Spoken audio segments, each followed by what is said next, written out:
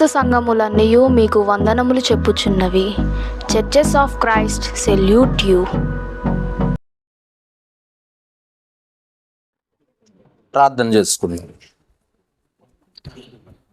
ప్రార్థన చేసుకుని కొద్ది నిమిషాలు దేవుని వాక్యాన్ని ధ్యానించుకోవటానికి ప్రయత్నం చేద్దాం. ప్రార్థించుకుందాం. కృపా సత్య సంపూర్ణుడైన మా ప్రియ పరలోకపు తండ్రి, మహోన్నతుడా, పరిశుద్ధుడా, పరమందాసీనుడు అయిన దేవ, మీకే స్తుతులు స్తోత్రాలు చెల్లిస్తున్నాం. నా తండ్రి, ఇప్పటి వరకు మీ ఆరాధనలో మేము పాడిన పాటల ద్వారా మా స్తుతులపై సింహాసీనుడివై ఘనత పొందిన విధానమును బట్టి కృతజ్ఞతలు. తండ్రి, ఈ సమయములో నీ మాటలు వినబోచున్నావు. నీ వాక్కు చేత నీ బిడ్డల్ని స్వస్థపరచువాడవు నువ్వు. నీ మాట చేత నీ బిడ్డల్ని బలపరచువాడవు నీవు. నీ వాక్యమే మమ్మల్ని బ్రతికించి మా బాధల్లో నెమ్మది కలిగించేదని కూడా లేఖనాలు సెలవిస్తున్నాం. తండ్రి, మనుషుడు రొట్టె వలన మాత్రము కాదు కానీ దేవుని నోట నుండి వచ్చు ప్రతి మాట వలన జీవించును అని రాయబడి, ఈ లోకమనే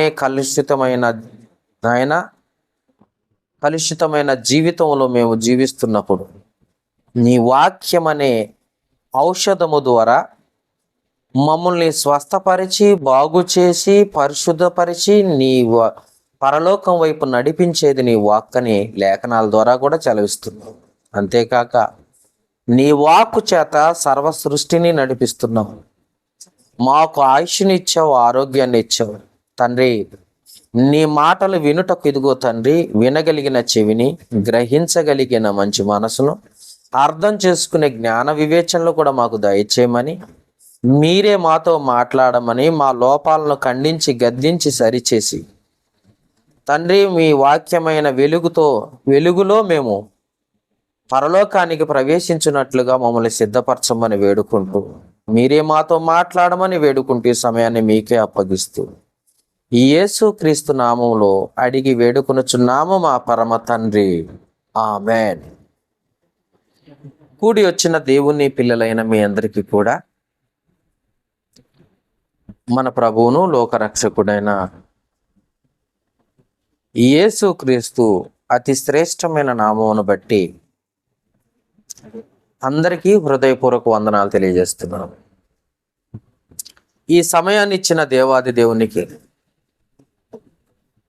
ఇంత గొప్ప మన జీవితాల్లో అవకాశం ఇచ్చిన దేవాది దేవునికి మొదటిగా కృతజ్ఞతాస్తుతులు చెల్లిస్తున్నాను. ఈ పరిశుద్ధ దినం ఒక మంచి వాక్యాన్ని మనం నేర్చుకోవటానికి మనం అందరం కూడా సిద్ధపాటు కలిగి ఉందాం. ఒక మంచి అంశం ఒకటి మనం నేర్చుకోవటానికి ప్రయత్నం చేద్దాం. అంశం ఏంటంటే, పరలోకాన్ని లేక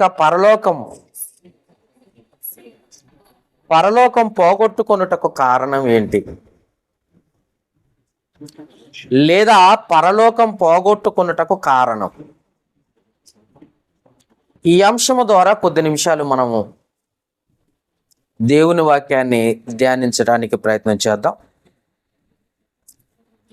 పరలోకం పోగొట్టుకున్నటకు కారణం తెలుసుకోవటానికి కొద్ది నిమిషాలు ప్రభు వాక్యాన్ని ధ్యానించడానికి ప్రయత్నం చేద్దాం. అర్థమైంది కదా అంశం? పరలోకం పోగొట్టుకున్నటకు కారణం.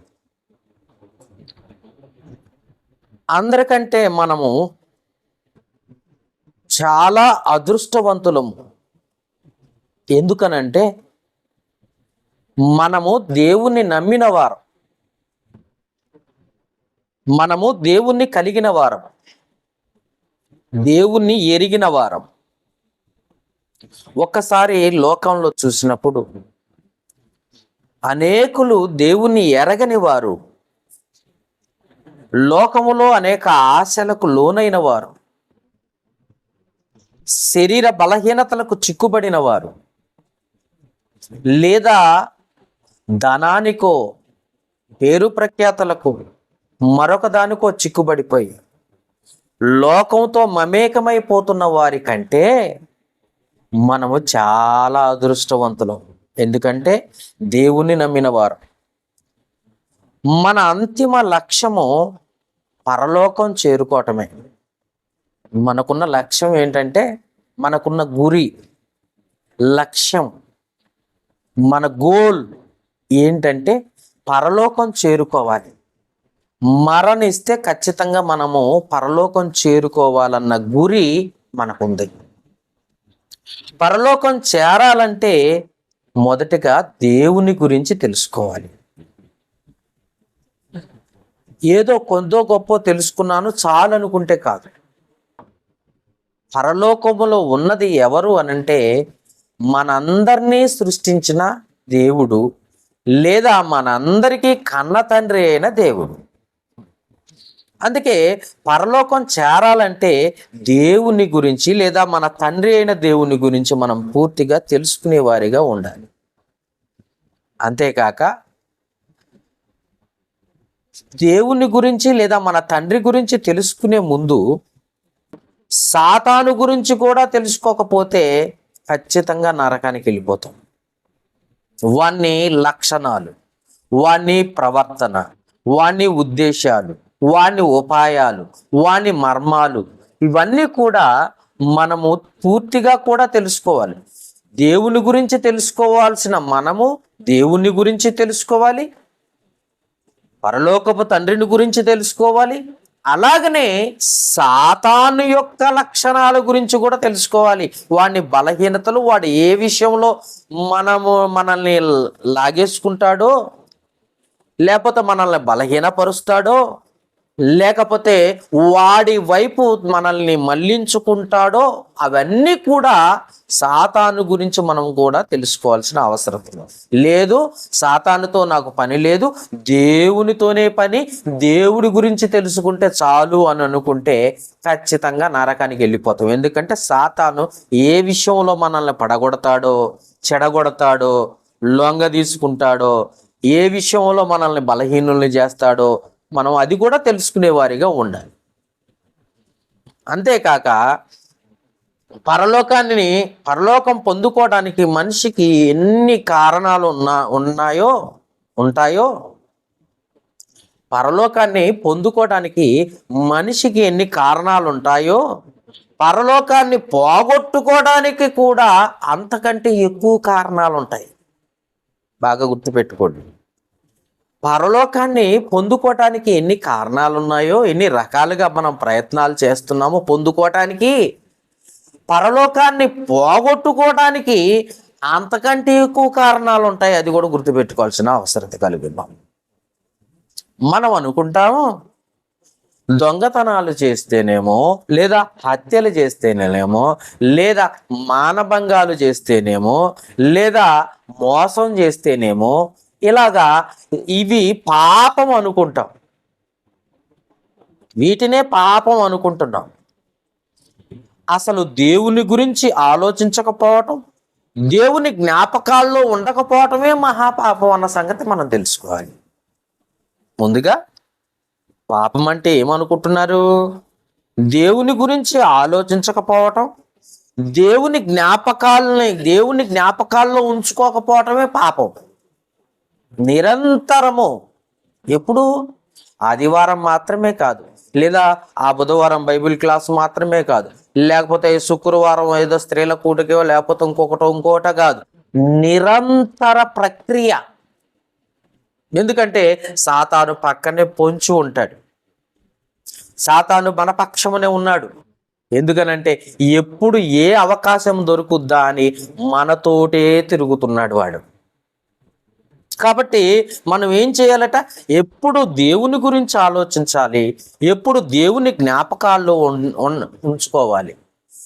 అలా ఉండకపోవటం వల్ల మనం పాపంలో పడిపోవడానికి అవకాశాలు ఉన్నాయి. ఇంకా మీకు ఉదాహరణలు చెప్తాను. తల్లిదండ్రులు లేదా భార్యాభర్తలు లేదా ఇంటి యజమానులు ఈ విషయాలను మీరు జ్ఞాపకం చేసుకోవాలి. మనిషిని జ్ఞాపకం చేసుకుంటారట. ఎలాగంటే పిల్లల గురించి తల్లిదండ్రులు బాగా జ్ఞాపకం చేసుకుంటారు. పిల్లల గురించి తల్లిదండ్రులు వాడు ఎక్కడున్నాడు, ఏం చేస్తున్నాడు, మా పాప ఏం చేస్తుంది, ఏం తింటుంది, ఎలా ఉంటుంది, లేదా మా బాబు చదువుతున్నాడా లేదా, ఏ స్థితిలో ఉన్నాడు అని ఎప్పుడు జ్ఞాపకం చేసుకుంటారంటారంట తల్లిదండ్రులు. అలాగనే భార్య భర్త గురించి, భర్త భార్య గురించి జ్ఞాపకం చేసుకుంటా ఉంటారు. ఆమె ఏం చేస్తుంది, వాళ్ళ పుట్టింటికి వెళ్ళిపోయింది అనుకోండి, వాళ్ళ అమ్మగారింటికి వెళ్ళింది అనుకో, ఏం చేస్తుంది, లేకపోతే నా భర్త అక్కడ ఒక్కడే ఒంటరిగా ఉన్నాడా, ఏం చేస్తున్నాడు అని ఆలోచిస్తుంటారు, జ్ఞాపకం చేసుకుంటూ ఉంటారు. వాళ్ళందరూ కూడా ఇంకా ఇంకా చెప్పాలి అని అంటే ఒక ప్రియుడు ప్రియురాలు గురించి జ్ఞాపకం చేసుకుంటారు. ప్రియురాలు ప్రియుడిని జ్ఞాపకం చేసుకుంటే ప్రియుడు ప్రియురాలని జ్ఞాపకం చేసుకుంటాం. జ్ఞాపకాల్లో ఉంటారనమాట. వాళ్ళు ఎప్పుడు చూసినా జ్ఞాపకం చేసుకుంటూ ఉంటారు. ఇంకా మెచ్చుకునే విషయంలో చూసినట్లయితే బడిలో స్టార్ట్ అవుతుంది మనిషి యొక్క నటన. నటన ఎక్కడ ప్రారంభం అవుతుందంటే స్కూల్లో, బడిలో స్టార్ట్ అవుతుందంట నటన. టీచరు లేకపోతే ఒకలాగా, టీచర్ ఉంటే ఒకలాగా ప్రవర్తన చేస్తూ ఉంటారు. స్కూల్లో మనం చూస్తూ ఉంటాం కదా, మనుషుల ఉద్దేశాలు చెప్తున్నా. టీచర్ లేకపోతే ఒకలాగా, టీచర్ ఉంటే, క్లాస్లో టీచర్ ఉంటే ఒకలాగా ప్రయత్నం అంటే నటిస్తూ ఉంటారు మనుషులు కూడా. ఈనాటి క్రైస్తవులు కూడా అలాగే నటించే వాళ్ళు ఎక్కువైపోయారు. ఈనాటి కుటుంబాల్లో కుటుంబ వ్యవస్థ కూడా అలాగే మారిపోయింది.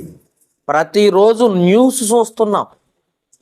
మనుషులు ఎప్పుడు ఏ క్షణంలో మారిపోతున్నారో కూడా తెలియని పరిస్థితిగా కనపడుతుంది. కాబట్టి నటించే తత్వం ఎక్కువైపోయింది మనుషుల్లో. అంతేకాక ఉద్యోగం విషయంలో చూసినప్పుడు మేనేజ్మెంట్ లేదా ఆ మేనేజర్ ముందు ఒకలాగా, మేనేజర్ లేకపోతే ఒకలాగా, ఆ మేనేజ్మెంట్ ముందు ఒకలాగా ప్రయత్నం చేస్తూ ఉంటారు. ఆ మేనేజ్మెంట్ లేనప్పుడు వాళ్ళని దూషించే ప్రయత్నం చేస్తూ ఉంటారు. ఎందుకంటే ఇంప్రెస్ చేయాలి, అవునా, ఇంప్రెస్ చేయాలనుకుంటూ ఉంటారు. ఎందుకంటే వాళ్ళ పేరు వాళ్ళ జ్ఞాపకంలో ఉండాలి. ఎందుకంటే ఉద్యోగ రీత్యాలో జ్ఞాపకం ఉంటే రేపొద్దున ఇంకొక పోస్టు అదనంగా పొందుకోవడానికి అవకాశం ఉంటుంది. అంటే ఉద్యోగ రీత్యా అలా ఇంప్రెస్ చేయాలని అనుకుంటారు. టీచర్ దగ్గర కూడా అంటే చేస్తూ ఉంటారు మన మనుషులు. నటిస్తూ ఎదుటి వారిని ఇంప్రెస్ చేయాలని ప్రయత్నం చేస్తూ ఉంటారు. అంటే వారి జ్ఞాపకాల్లో ఇతను పర్వాలేదు అనేటట్టుగా జ్ఞాపకం చేసుకునేటట్టుగా వారు ప్రయత్నం చేస్తూ ఉంటారు. ఇంకా రాజకీయ నాయకుల దగ్గరకు వచ్చినప్పుడు ప్రజల్ని ఇంప్రెస్ చేస్తూ ఉంటారు. వారు మాటలతో ఉత్తేజపరుస్తూ ఉంటారు. అంటే ఈ నాయకుడే మనకు కావాలా, ఇతనే మనకు కావాలా అనేటట్టుగా వారి జ్ఞాపకాల్లో ఉండాలన్న ప్రయత్నం చేస్తూ ఉంటారు రాజకీయ నాయకులు. రాజకీయ నాయకులు ఏం చేస్తారో తెలుసా, వారి మనస్సులో ఉండాలి నేను అనుకునేటట్టుగా ప్రయత్నం చేస్తూ ఉంటారు చాలా మంది. అంతేకాక ఇంకా కొంతమంది ఉన్నారు వ్యాపారస్తులు ఏం చేస్తూ ఉంటారో తెలుసా, పక్కనే ఎదురుగానే రాగానే కనపడే బోర్డు ఏంటంటే కస్టమర్లు దేవుళ్ళు, మా దేవుళ్ళు. ఏమండి, కస్టమర్లు దేవుళ్ళ, పర్సులు వాళ్ళ దగ్గర ఉన్న డబ్బులు దేవుడా అని అంటే వాళ్ళ పేరు చెబుతారు, కావాల్సింది డబ్బులు తీసుకుంటూ ఉంటారు. వాళ్ళ పేర్లు చెబుతూ ఉంటారు, వాళ్ళ దగ్గర డబ్బులు తీసుకోవటానికి, వాళ్ళ దగ్గర ఆ వ్యాపారం జరిగించుకోవటానికి. కస్టమర్లు దేవుళ్ళు అని చెబుతూ ఉంటారు, కానీ కస్టమర్లు కాదు దేవుళ్ళు. వాళ్ళు సేల్ చేసి ఎక్కువగా అమ్ముడుపోయి డబ్బు ఎక్కువ రావటానికి కోసం ఆ కస్టమర్ల దేవుళ్ళు అనేటట్టుగా మరి వాళ్ళని జ్ఞాపకం చేసుకునేటట్టుగా చేస్తూ ఉంటారు. అంటే ఈ లోకమంతా ఎలా ఉందంటే నటనతో కూడుంది. అది మీకు చెప్పాలి పాయింట్. చిన్న స్కూల్ దగ్గర నుండి మొదలు పెట్టాను. తల్లి దగ్గర ఏమంటే ఆ ఉద్యోగ రీత్యా కూడా మీకు చెప్పాను. వ్యాపారంలో కూడా మీకు చెప్పాను. ఎంతసేపటికి మనుషులందరూ నటించే పరిస్థితిలోనే ఉంటారు. అందుకే కొరింథీయులకు రాసిన మొదటి పత్రిక 7వ అధ్యాయంలో 31వ వచనంలో ఒక మంచి మాట రాసింది. కొరింథీయులకు రాసిన అపొస్తలుడైన పౌలు కొరింథీ పట్టణములో ఉన్న క్రీస్తు సంఘానికి పత్రిక రాస్తూ 7వ అధ్యాయము 31వ వచనములో, ఈ లోకము అనుభవించువారు అమితముగా అనుభవింపనట్టు ఉండవలెను, ఏలయనగా ఈ లోకపు నటన గతించుచున్నది. అంటే వీళ్ళు చేస్తున్న నటన అంతా ఏమైపోతుందంటే గతించిపోతుంది. ఈ మనుషుల జ్ఞాపకాల్లో ఉండాలనుకుంటున్నారే తప్ప, మనుషుల్ని ఇంప్రెస్ చేయాలనుకుంటున్నారే తప్ప, ప్రియురాలు ఇంప్రెస్ చేయాలనుకుంటుంది, భార్య భర్తని ఇంప్రెస్ చేయాలనుకుంటున్నాడు, పిల్లలు తల్లిదండ్రులను ఇంప్రెస్ చేయాలనుకుంటున్నారు. వీళ్ళ దగ్గర నటిస్తూ ఉన్నారే తప్ప నిజ జీవితంలో దేవుని జ్ఞాపకాల్లో ఉన్నారా, దేవుని జ్ఞాపకం చేసుకుంటున్నారా అన్నది ఆలోచించాలి. ఒక ఆదివారం జ్ఞాపకం చేసుకోవటం కాదు, ప్రతి క్షణం దేవుని జ్ఞాపకాల్లో ఉండాలంటే, దేవుణ్ణి ఇంప్రెస్ చేయాలంటే, దేవుడు నిన్ను గుర్తుపెట్టుకోవాలంటే, ఒక విధంగా చెప్పాలంటే జ్ఞాపకం చేసుకోవాలంటే నీవు ప్రతి దినము దేవుని కార్యక్రమాల్లో ఉండాలి. అది కానీ లోకం ఏం చేస్తుందంట? నటిస్తుందంట. నటించే కార్యక్రమం. రాజకీయ నాయకులు ఓట్ల కోసం నటిస్తున్నారు. వ్యాపారస్తులు వాళ్ళ షాపు సేల్ అయ్యేటట్లుగా, వాళ్ళ షాపులో ఉన్న వస్తువులు సేల్ అయ్యేటట్టుగా కస్టమర్లే దేవుళ్ళలోనే నటిస్తున్నారు. క్లాస్లో టీచర్ లేనప్పుడు ఒక రకంగాను, టీచర్ ఉన్నప్పుడు ఒక రకంగాను, టీచర్ నన్ను జ్ఞాపకం చేసుకోవాలని నటిస్తున్నారు. అందరూ నటనే. నటన ఎక్కడ ప్రారంభమైంది? అప్పటి నుండో ప్రారంభమైంది. అందుకే దేవుని జ్ఞాపకం చేసుకోవాలని, దేవుని జ్ఞాపకాల్లో ఉండాలి, దేవుణ్ణి ఇంప్రెస్ చేయాలన్న ఆలోచన మనుషులకు లేదు.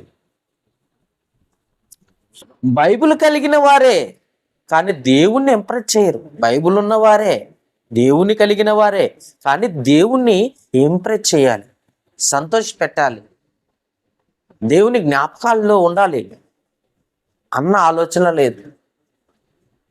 బైబిల్ వాక్యం తెలిసింది కానీ ఎలా దేవుణ్ణి ఇంప్రెస్ చేయాలన్నది కూడా తెలియని వారు కూడా ఉన్నారు.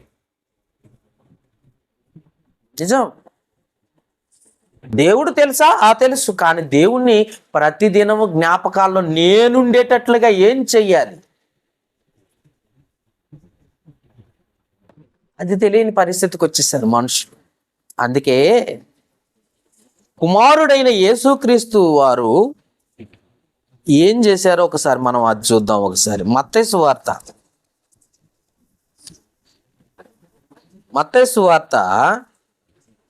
26వ అధ్యాయం మత్తయి సువార్త 26వ అధ్యాయం 38-39 వచనాలను నేను చదువుతున్నాను, జాగ్రత్తగా చూడండి. అప్పుడు యేసు, మరణమగునంతగా నా ప్రాణము బహు దుఃఖములో మునిగి ఉన్నది, మీరు ఇక్కడ నిలిచి నాతో కూడా మెలకువగా ఉండుడని వారితో చెప్పి కొంత దూరం వెళ్ళి సాగిలపడి, నా తండ్రి, సాధ్యమైతే ఈ గిన్నె నా యొద్ద నుండి తొలగిపోనిమ్ము, అయినను నా ఇష్ట ప్రకారము కాదు, నీ చిత్త ప్రకారమే కానిమ్మని ప్రార్థించెను అన్న మాటను మనం చూస్తున్నాం. మనకు కనబడుతుంది కదా. తండ్రి చిత్తమే, ఏది జరిగినా తండ్రి చిత్తమే అంటే అర్థం ఏమన్నాడో తెలుసా? మరణము గూర్చి, నా మరణం నీ ఇష్టమైతే, నీకిష్టమైతే. పాపం ఈ లోకరీతిగా తల్లి మరియా ఎంతో బాధపడి ఎంతో ఏడుస్తుంది. కానీ కుమారుడు తల్లి మరియ మాట కాదు, తండ్రి అయిన దేవుని మాట వింటున్నాడు. చూసారా? బాగా ఆలోచించండి. తల్లి, ఈ లోకంలో జన్మనిచ్చిన తల్లి ఎవరంటే, శరీరాన్ని ఇచ్చిన తల్లి ఎవరయ్యా అంటే మరియమ్మ.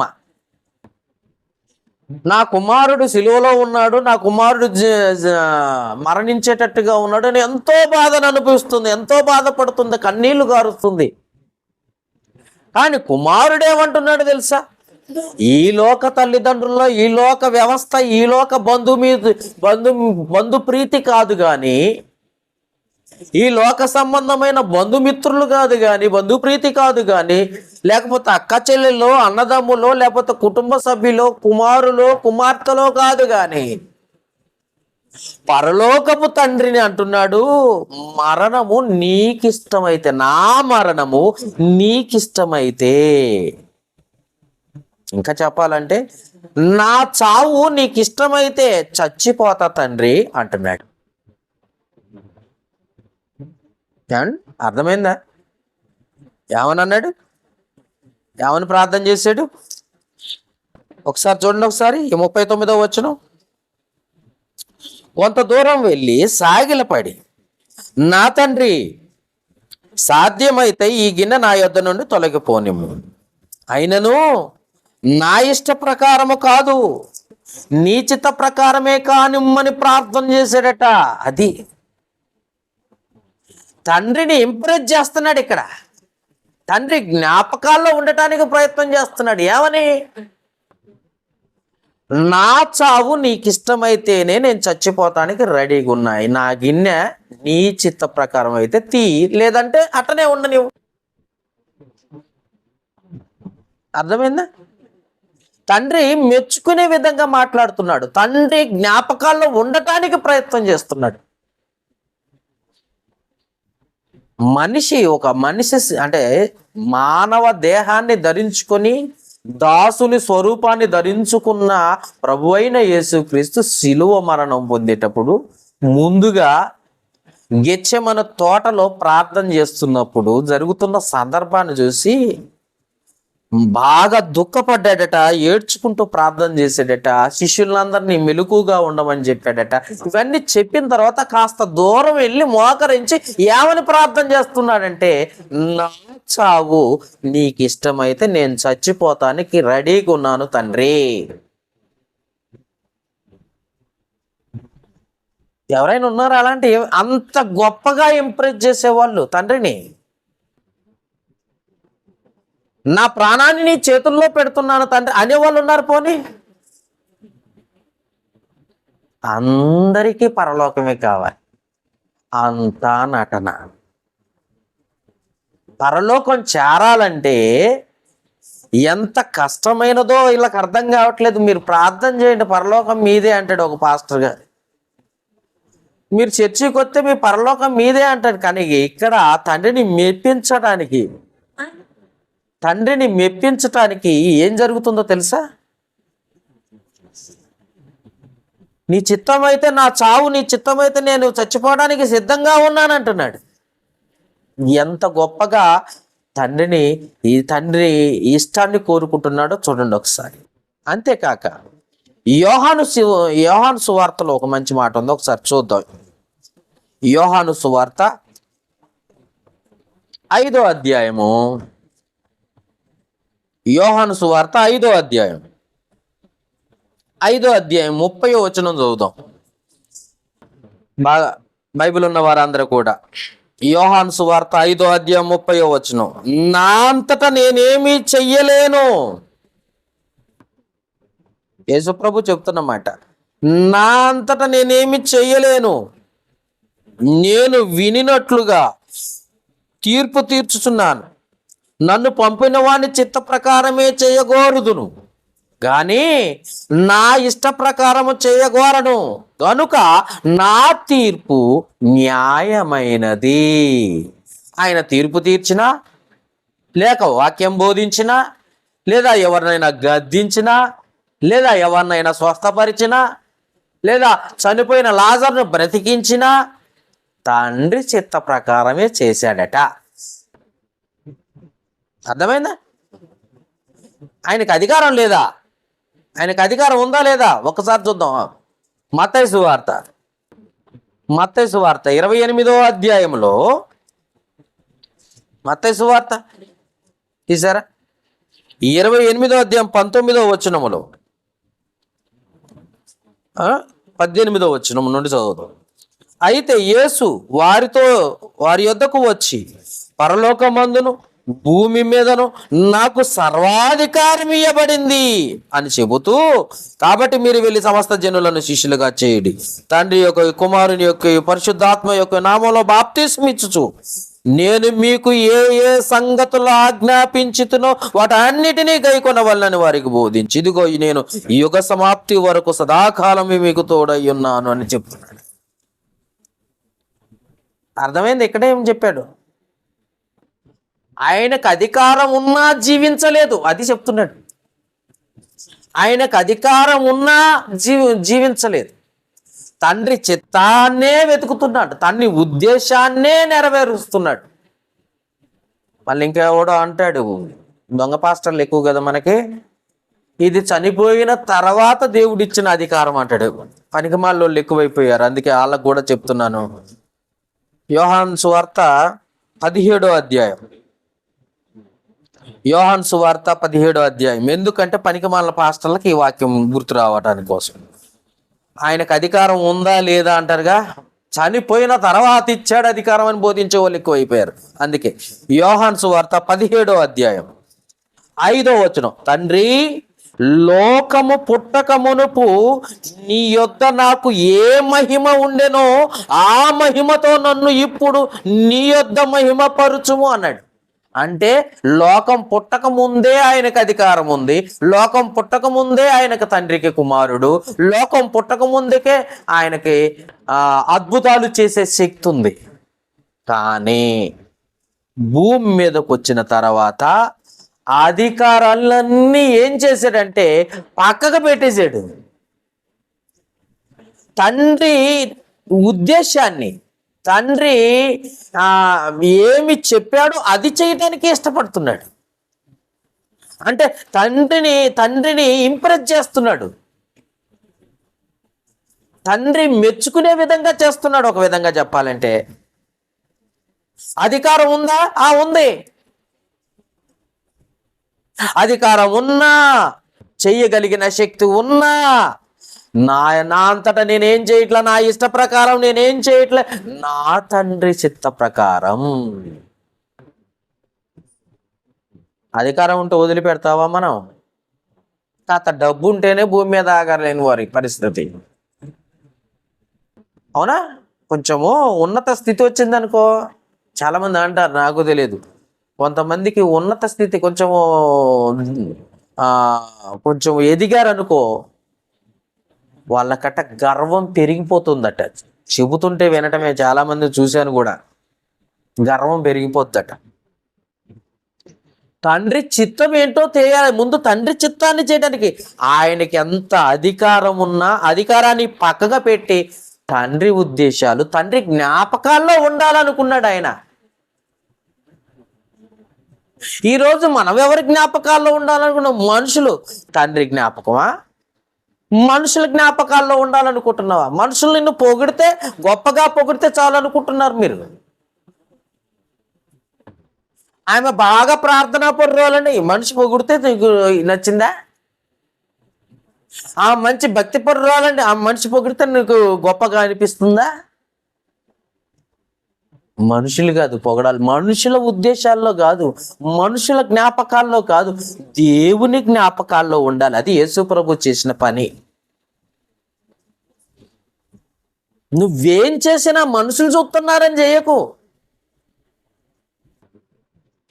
ఏం చేసినా మనుషులు చూస్తున్నారని చేయకూడదు, దేవుడు చూస్తున్నాడు, దేవుని కొరకే చేయి.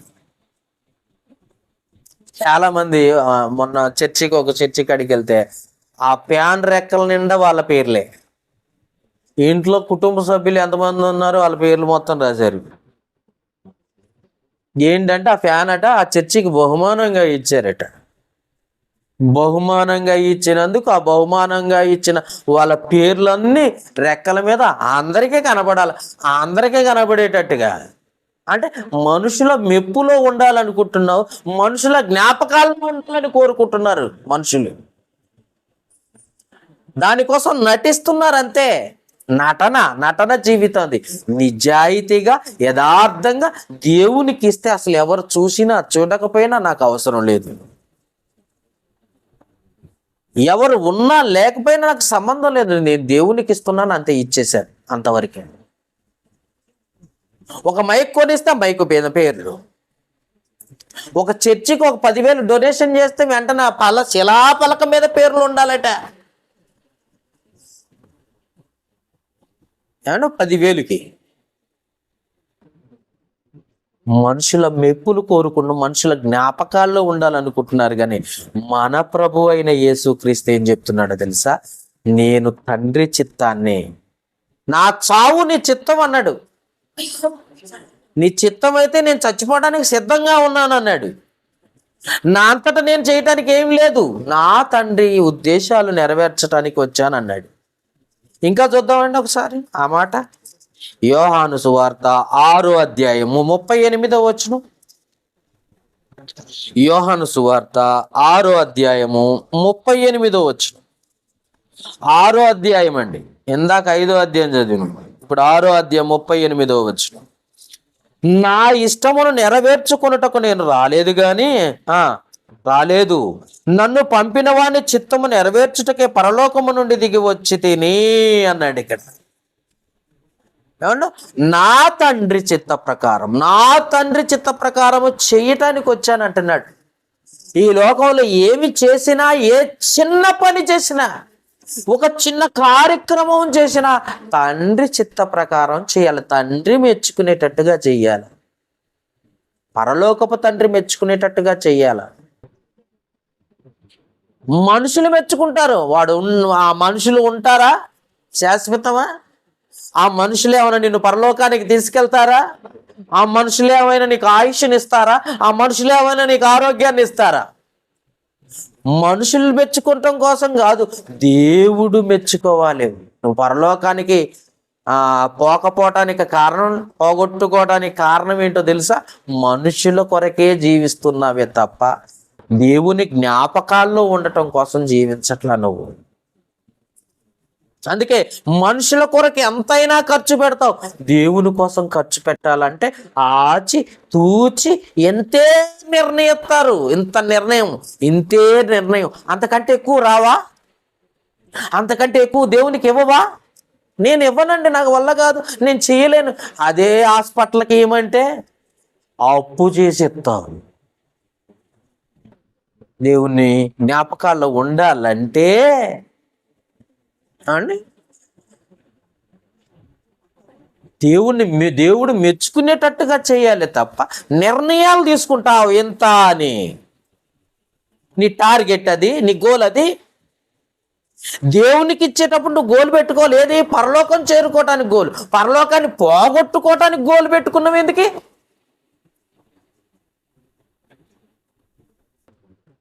అర్థమైందా? చాలా మంది ఇలాంటి వారు తమకు తెలియకుండానే పరలోకాన్ని పోగొట్టుకునే స్థితికి వచ్చేసేస్తున్నారు. ఎందుకంటే దేవుని ఉద్దేశాలు నెరవేర్చాలి, దేవుణ్ణి ఇంప్రెస్ చేయాలి, దేవుని జ్ఞాపకాల్లో ఉండాలి, దేవుడు నిన్ను జ్ఞాపకం చేసుకునేటట్టుగా ప్రవర్తించాలి. ఏది చేసినా, ఇందాక చెప్పాను, చిన్న కార్యక్రమం చేసినా, అది పెద్ద కార్యక్రమం చేసినా దేవుని కోసం చేయాలి. సర్వోన్నతుడైన దేవుని కోసం చెయ్యాలి. మహాకాశములు పట్టజాలని దేవుని కోసం చేస్తున్నా, నువ్వు చేసేది ఎంత? ఆయన ఎంత ఉన్నాడు? కానీ దానికి కూడా టార్గెట్లే. దేవుని దగ్గరకు వస్తే, బాగా గుర్తుపెట్టుకోండి ఈ మాట కూడా, దేవునికి దగ్గరకు వస్తే మనుషులు దూరం అవుతారు. ఇది ఫస్ట్ పాయింట్. దేవునికి దగ్గరగా సమీపంగా వస్తున్నావా అంటే నీకు మనుషులందరూ దూరం అయిపోతా ఉంటారు. మనుషులకి దగ్గర అవుతున్నావంటే దేవుడు నీకు చాలా దూరం అయిపోతున్నాడని అర్థం. నీ బంధుమిత్రులు కానీ, నీ స్నేహితులు కానీ మనుషుల దగ్గర అవుతున్నారా, దేవుడు నీకు దూరం అవుతున్నాడు. దేవుడు నీకు దగ్గర అవుతున్నాడా? నువ్వు ఒంటరిగా మిగిలిపోయి మనుషులందరూ దూరం అయిపోతా ఉంటారు నీకు. దేవుడు కావాలంటే ఈ లోకాన్ని విడిచిపెట్టాలి, దూరం చేసుకోవాలి. దేవుడు కావాలా నీకు? అందుకే లోకాన్నంతా, లోకంలో ఉన్న బంధుప్రీతి, స్నేహితులు, లోకాశలు, శరీర బలహీనతలు అన్నిటినీ దూరం చేసుకోవాలి. లోకాన్ని అసలు కంప్లీట్గా దూరం పెట్టాలి, లేకపోతే పరలోకాన్ని బాగొట్టుకుంటావు. కంప్లీట్గా నువ్వేం చేయాలో తెలుసా? దూరం. నాకు దేవుడు కావాలి, దేవునికి దగ్గరగా ఉండాలి. అర్థమైందా? కంప్లీట్గా దేవునికి దగ్గరగా ఉండాలి. దేవునికి దగ్గరగా ఉన్నావు అనుకో, మనుషులు చాలా దూరం అయిపోతారు నీకు, చాలా దూరం అయిపోతారు. ఎందుకంటే వాళ్ళలో నిజాయితీ ఉండదు, యథార్థం ఉండదు, అంత నటన కనపడతా ఉంటుంది. అప్పుడు నువ్వేం చేస్తా ఉంటాయి, ఆటోమేటిక్గా నీకు తెలియకుండానే అవాయిడ్ చేస్తూ ఉంటావు ఒక్కొక్కరిని. లోకమే నటనతో నిండుందని ఏం చెప్పలేదు. ఇందాక చెప్పానుగా, కొరింథీయులకు రాసిన మొదటి పత్రిక 7వ అధ్యాయం 31. లోకమంతా నటనతో నిండుంది.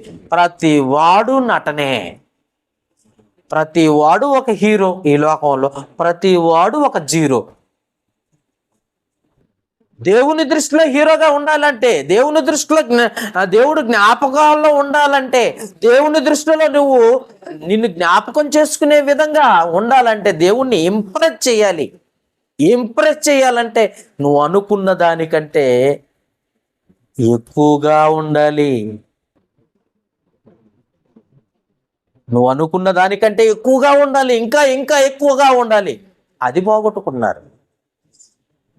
టైం పెట్టుకుంటున్నారు. 10 గంటల నుండి 12 గంటల వరకు ప్రార్థన, ఆరాధన. ఏమి ఆ రోజంతా కూర్చున్న ఆదిమ సంఘం ఏమైపోవాలి? ఇంట రొట్టెని విరిచిన ఆదిమ సంఘం ఏమైపోవాలి? ప్రతిరోజు సంఘంలో కూర్చొని వాక్యం విన్న ఆదిమ సంఘం ఏమైపోవాలి? మీరు గొప్పోళ్ళా అనుకుంటున్నారా? మీరు క్రైస్తవులని దేవుణ్ణి సంతోషపెడుతున్నారు. పరలోకాన్ని పోగొట్టుకునే లిస్టులో మొదటి వాళ్ళు మీరే. ఆ ఆదివారం కూడా, ఆ 2 గంటలు కూడా టైం ఉంటే, డ్యూటీ ఉంటే, టైం ఉంటే వస్తారు, లేకపోతే డ్యూటీ ఉంటే రారు, పని ఉంటే రారు. ఇంకెప్పుడు ఇంప్రెస్ చేస్తావు నువ్వు దేవుణ్ణి? దేవుని జ్ఞాపకాల్లో నువ్వు ఎలా ఉంటావు చెప్పు. అందుకే లోకాన్ని దూరం పెట్టాలి, కంప్లీట్గా అవాయిడ్ చేయాలి, దూరం పెట్టాలి. అవసరమైతే బంధుమిత్రులందరినీ దూరం పెట్టాలి, స్నేహితులందరినీ దూరం పెట్టాలి. దేవునికి దగ్గరగా ఉండాలి. అప్పుడు నిన్ను జ్ఞాపకం చేసుకుంటాడు. పరలోకం ఖచ్చితం నీకు.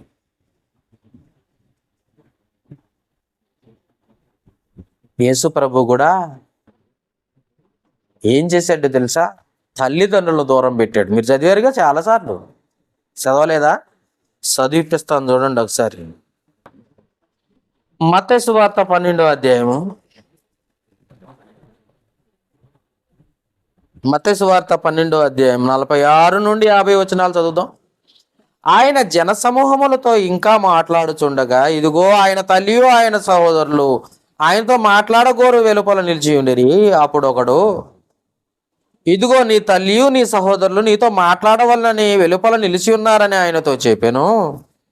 అందుకు ఆయన తనతో, ఆ చెప్పిన వానితో ఈ సంగతి చెప్పిన వాడిని చూసి, నా తల్లి ఎవరు, నా తల్లి ఎవరు, నా సహోదరులు ఎవరు అని చెప్పి తన శిష్యుల వైపు చెయ్యి చాపి, ఇదిగో నా తల్లియు నా సహోదరులు, పరలోకమందున్న నా తండ్రి చిత్త ప్రకారం చొప్పున చెయ్యివాడే నా సహోదరుడు, నా సహోదరియు, నా తల్లియు అనెను. ముందు పరలోకపు తండ్రి చిత్త ప్రకారం ఆయన జ్ఞాపకాల్లో ఉండాలి, ఆయన్ని ఇంప్రెస్ చేయాలి. ఆయన జ్ఞాపకాల్లో ఉండాలి, ఆయన ఇంప్రెస్ చేయాలి, ఆయన ఉద్దేశాలు నెరవేర్చాలి. అప్పుడు నేను పరలోకాన్ని సంపాదించుకుంటాను. అప్పటి వరకు నేను పరలోకాన్ని పోగొట్టుకునే స్థితిలో ఉంటాను. అందుకే మనుషుల్ని దగ్గర చేసుకుంటే దేవుడు దూరం అయిపోతాడు, దేవునికి దగ్గర అయితే మనుషులు దూరం అయిపోతారు. ఆ మాట అన్నందుకు వాళ్ళు ఏమన్నారో చూడండి. అంతే కదా, మనోళ్ళు కూడా అట్టే అంటారు. అందుకే ఏమన్నారో చూద్దాం ఒకసారి. మార్క్స్ వార్త 3వ అధ్యాయం 20-21 వచనాలు టిక్కు పెట్టుకోండి అవసరమైతే బిడ్డలారా, దేవుని పిల్లలారా.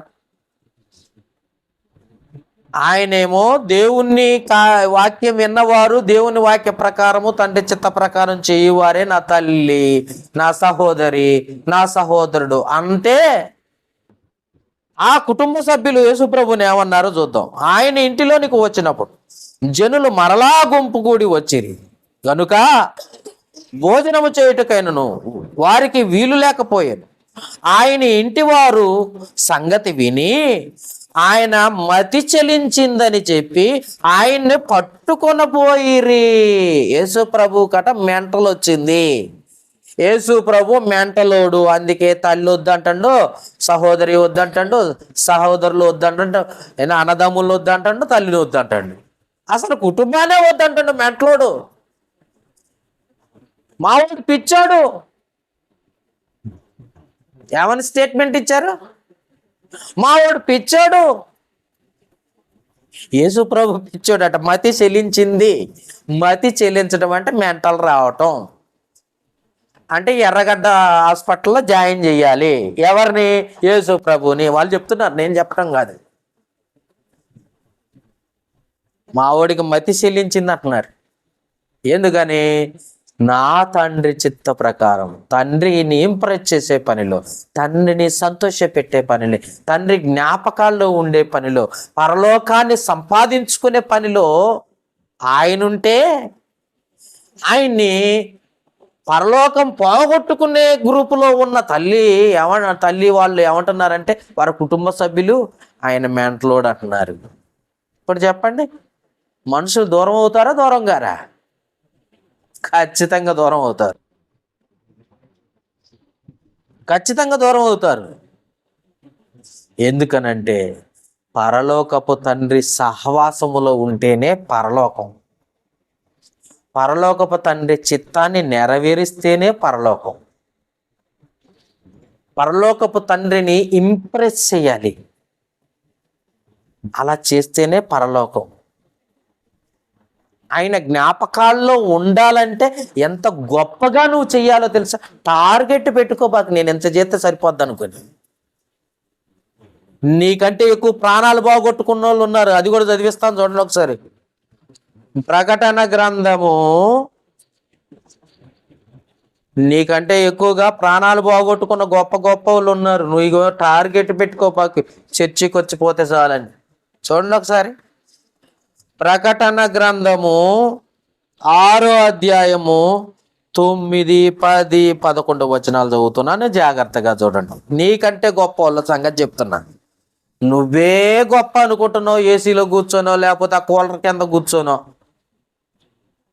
నువ్వే గొప్ప అనుకుంటున్నావు. ఒక ఆదివారం నాడు చర్చికి వచ్చి కూర్చుంటుంది, లేకపోతే ఒక 100 రూపాయలు సందా ఇచ్చి నేనే గొప్ప అని అనుకుంటున్నావు, లేకపోతే ఒక 1000-2000 సందా ఇచ్చి నేను గొప్ప అనుకుంటున్నావేమో. నీకంటే గొప్ప వాళ్ళని పరిచయం చేస్తున్నా చూడు. ఆయన 5వ ముద్రను విప్పినప్పుడు దేవుని వాక్యము నిమిత్తమును టికి పెట్టుకోండి. దేని నిమిత్తమును? 1000 రూపాయల నిమిత్తం కాదు, 100 రూపాయల నిమిత్తం కాదు, 2000 నిమిత్తం కాదు. దేవుని వాక్యము నిమిత్తమును, తామిచ్చిన సాక్ష్యము నిమిత్తమును ఉదింపబడిన వారి ఆత్మలు బలిపీఠం క్రింద, అంటే భూమి క్రింద. బలిపీఠం అంటే ఎక్కడుందంటే భూమి. బలిపీఠం అంటే భూమి. తెలియని వాళ్ళు కూడా ఉన్నారు, మూర్ఖులు పాస్టర్లు. బలిపీఠం అంటే ఎక్కడో అని ఎతుకుతుంటారు వీళ్ళు. బలిపీఠం అంటే భూమి. అంటే బలిపీఠము క్రింద అంటే భూమి క్రింద చూసి తిని. 10వ వచనం, వారు నాదా సత్యస్వరూపి పరిశుద్ధుడా, ఎందాక తీర్పు తీర్చకు, మా రక్తము నిమిత్తం భూనివాసులకు ప్రతిదండన చేయకయుందు అని బిగ్గరగా కేకలు వేసిరి. ఎందుకో తెలుసా? భూమి మీద టార్గెట్లు పెట్టుకొని ఆదివారం మాత్రమే చర్చికి వచ్చే వాళ్ళు ఉన్నారే. చర్చికి సందా ఇత్త గొప్పగా కనపడాల నలుగురికి అనుకునే వాళ్ళు ఉన్నారే. ఆ ప్రేయర్ హాల్కి ఏదైనా ఒక ప్యాను కొనిస్తే దాని నిండా పేర్లు రాసే వాళ్ళు ఉన్నారే. ఒక చర్చి కట్టడానికి ఒక 10,000 చందా ఇస్తే కానుకిస్తే ఆ శిలాఫలకం మీద పేర్లు రాయాలని కోరుకునే వాళ్ళు ఉన్నారే. వీళ్ళని భూమి మీద ఎందుకంక బతికిస్తాను నువ్వు అంటున్నారు. టార్గెట్లు పెట్టుకునే వాళ్ళు ఉన్నారే, నేను ఎంతకంటే ఎక్కువ లేను అనే వాళ్ళు ఉన్నారే. ఇంకెందుకు వాళ్ళ బతికిస్తున్నావు అంటున్నారు. అది అర్థమైందా? వాళ్ళు ఇంకా మారాలని చూస్తారు. 11వ వచనం చూడండి. తెల్లని వస్త్రములు వారిలో ప్రతివానికి ఇయ్యబడెను, మరియు వారి వలనే చంపబడబోవు జాగ్రత్తగా టిక్కు పెట్టుకోండి.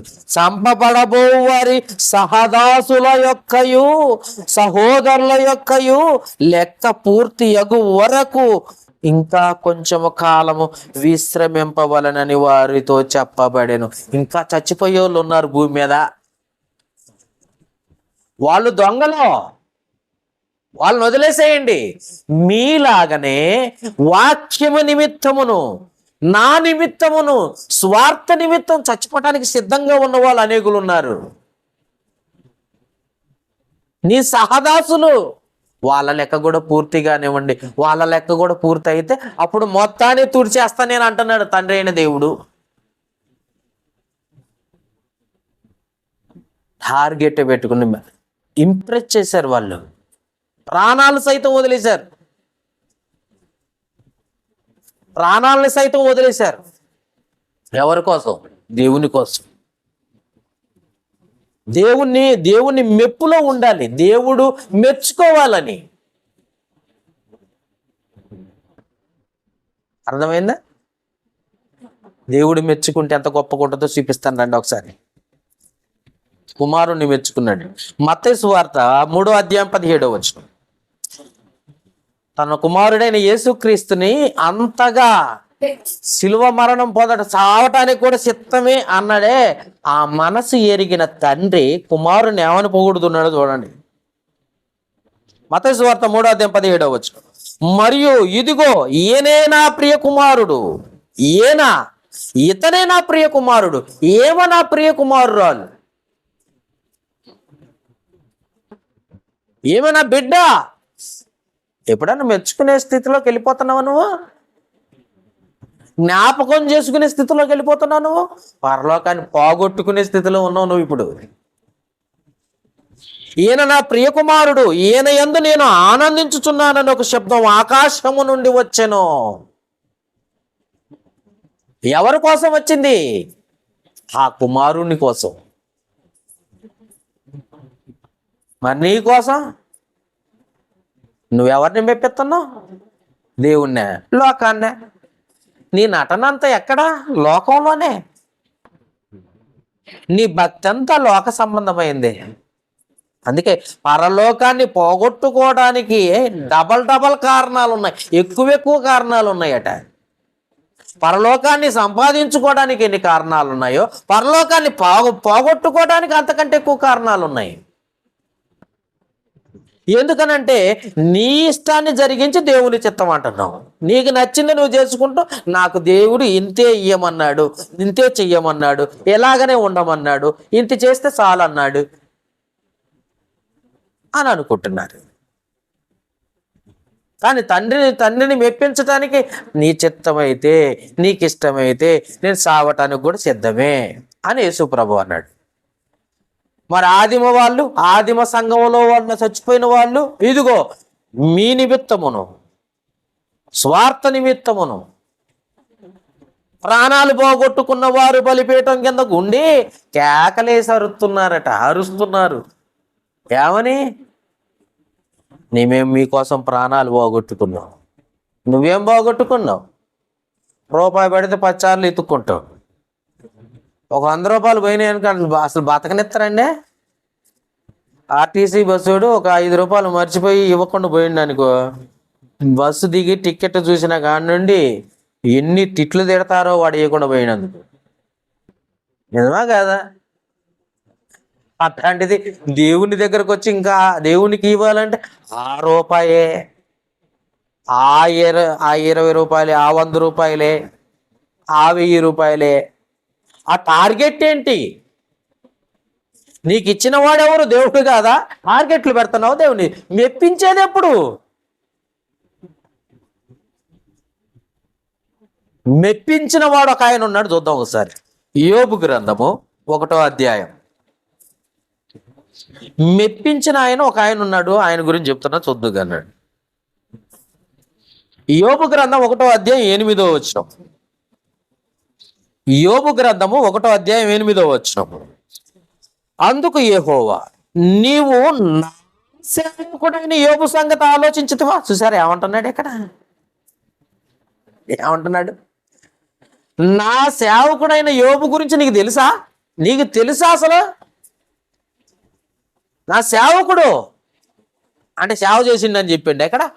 పరిచర్య ఏం లేదు, కానీ భక్తిలో, యథార్థతలో, నమ్మకత్వంలో, దేవుని ప్రేమించటంలో, విశ్వాసంలో నా సేవకుడైన యోబును సంగతి నీకు తెలుసా అంటున్నాడు. నా సేవకుడైన యోబు సంగతి తెలుసా?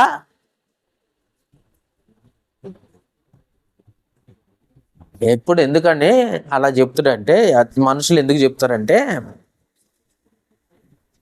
తల్లిదండ్రులకు ప్రయోజనకరమైన కుమారుడు ఉన్నప్పుడు, అంతే కదా, ప్రయోజకుడైన కుమారుడు గురించి, ఇదిగో నా కుమారుడండి ఈ స్థితిలో ఉన్నాడండి అని గొప్పగా చెప్పుకుంటా ఉంటారు. తల్లిదండ్రులు ఏం చెప్పుకుంటారు తెలుసా? నా కుమారుడు ప్రయోజకుడయ్యాడు, నా పేరు నిలబెట్టాడు,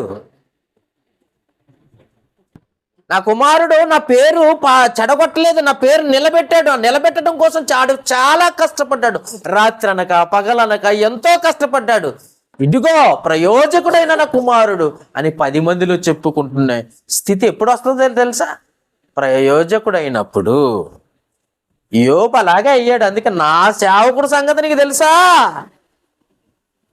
ఎవరికి చెప్తుంటాడు? ఎవరికి వార్నింగ్ ఇస్తాడు? సాతాను గాడికి, అపవాది గాడికి. అర్థమైందండి? అపవాదికి ఏమని చెప్తున్నా? నా సేవకుడు నా మాట అంటే అస్సలు జవదాటడు, నా మాట అంటే మీరడు, నేను చెప్పిన దానికంటే ఎక్కువ చేయగలిగిన వాడు, ఇంప్రెస్ చేస్తున్నాను, నా జ్ఞాపకాల్లో ఉంటాడు. ఉండాలని లేదా నీకు? అలా అనిపించట్లేదా? ఒకసారి ఆలోచించు. ఇంకొక ఆయన ఉన్నాడు, ఇంకొక ఆయన గురించి. అపోస్తల కార్యముల గ్రంథము 13వ అధ్యాయం. అపోస్తల కార్యముల గ్రంథము 13వ అధ్యాయం 22వ వచనం. ఇక్కడ ఒక ఆయన ఉన్నాడు, దేవుడి జ్ఞాపకాల్లో ఉన్నవాళ్ళు. అపోస్తల కార్యముల గ్రంథం 13వ అధ్యాయం 22వ వచనం. తరువాత అతనిని తొలగించి, అంటే సౌలును తొలగించి, దావీదును వారికి రాజుగా ఏర్పరచెను దేవుడు. మరియు ఆయన, నేను యెషే కుమారుడైన దావీదును కనుగొంటిని, అతడు నా ఇష్టానుసారుడైన మనుష్యుడు. టిక్కు పెట్టుకోండి ముందు. దేవునికి ఇష్టం అంట, మనిషికి ఇష్టం కాదు. దేవునికి, దావీదంటే దేవునికి ఇష్టమా? ఎస్, దేవునికి ఇష్టం. మరి నువ్వంటే ఇష్టమా? అసలు నువ్వు ఆయన జ్ఞాపకాల్లో ఉన్నావో లేదు, ఇంకిష్టం కాడిగిపోతున్నావు నువ్వు, ఇంకిష్టం కాడిగిపోతున్నావు. అసలు నేను జ్ఞాపకం చేసుకోవడానికి ఏం చేసినావు నువ్వు? అర్థమైందా? అతడు నా ఇష్టానుసారుడైన మనుషుడు, అతడు నా ఉద్దేశములన్నీ, నా చిత్త ప్రకారం నా ఉద్దేశములన్నీ నెరవేర్చునని చెప్పి అతనిని గూర్చి సాక్ష్యం ఇచ్చెను అని రాసింది. గొప్పగా చెప్పుకునేది ఎప్పుడో తెలుసా? తల్లిదండ్రులు పేరు ప్రఖ్యాతలో తల్లిదండ్రుల పేరు నిలబెట్టినప్పుడు, అబ్బా నేను ఎలా బ్రతకమన్నానో నా కొడుకు అలా బ్రతుకుతున్నాడు, నా కుమార్తె అలా బ్రతుకుతుంది అని తల్లిదండ్రులు ఇతరులకు చెప్పుకుంటా ఉంటారు. ఇక్కడ తండ్రి అయిన దేవుడు చెప్పుకుంటున్నాడు, దావీదు నా ఇష్టానుసారుడైన మనుష్యుడు, నా ఇష్టాన్ని జరిగించేవాడు, నా ఉద్దేశాలు జరిగిస్తున్నాడు. తెలుసా? యోబు, నా సేవకుడైన యోబు గురించి సంగతి నీకు తెలుసు? అసలు నా సేవకుడైన యోబు గురించి అసలు జ్ఞాపకం చేసుకుంటున్నాడు. గొప్పగా చెప్పుకునే స్థితి మనలో ఉందా? మన గురించి చెప్పుకునే స్థితి ఉందా? ఒకసారి ఆలోచించండి. యేసు ప్రభు అయితే నేను సావటానికి కూడా సిద్ధమే. యేసు ప్రభు ఏమన్నాడు? నేను చచ్చిపోవటానికి కూడా సిద్ధమే అన్నాడు. చాలా మంది ఆదిమ క్రైస్తవులు అంటే చచ్చిపోయి కూడా సిద్ధమే అని చచ్చిపోయారట వాళ్ళు. ఎంత గొప్పగా బ్రతికారో చూడండి ఒకసారి. పరలోకం కోసం అండి, ఈ లోక సంపాదన కోసం కాదు. ఒక పాస్టర్ 1,80,00,000 కారు వేసుకొని తిరుగుతున్నాడే, ఆ పాస్టర్ లాంటి పరిస్థితి కాదు. సూటు బూటు వేసుకుని తిరగమనలేదు. యేసుప్రభు ఎప్పుడు కూడా చెప్పులు కూడా లేకుండా తిరిగాడట గ్రామానికి. నాడు అంత పాస్టర్లంతా ఏమంటారంటే అది పెద్ద పెద్ద పాస్టర్లు, డబ్బు పాస్టర్లు అయిపోయారు. నిజమండి, ఎంత కష్టపడ్డారో పరలోకం కోసం. ఏది వద్దని చెప్పారో దాన్నే సంపాదిస్తున్నారు ఈరోజు పాస్టర్లు. విశ్వాసులు కూడా దానికోసమే ప్రయాసపడుతున్నారు.